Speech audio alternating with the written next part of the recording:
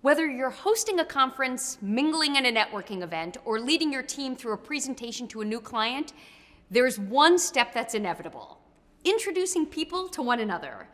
If you're like most busy professionals, your introductions of your colleagues and clients feel perfunctory or unplanned and either come across as terse or rambling. They deserve better than that, and so do you. As Plato wrote in the Republic, the beginning is the most important part of the work.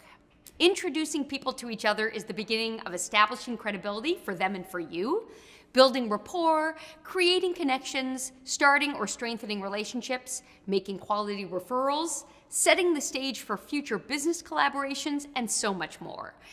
In addition, when you demonstrate that you care about your colleagues and clients enough to learn and share some memorable items about them, more memorable than just what's on their business card or on their LinkedIn profile, you make yourself more memorable too. Consider this typical introduction that you might make at a networking event. Dan, this is my colleague Karen. She's a lawyer.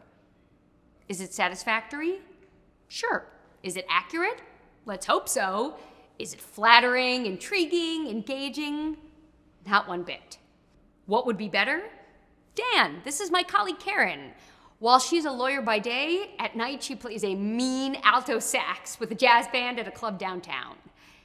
If you want to distinguish yourself from your competitors, polish your presence, wow people with your networking skills, build solid personal and professional relationships, or be invited to attend or even speak at more events that feel critical to your business growth, try these 3 strategies for making more memorable, flattering introductions.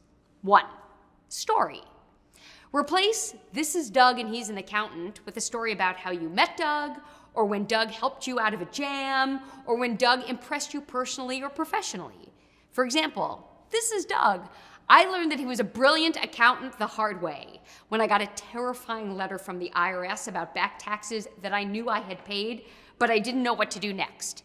That's when my wife told me about her coworker Doug, who knew just what to do and, as you can see, has kept me out of jail ever since."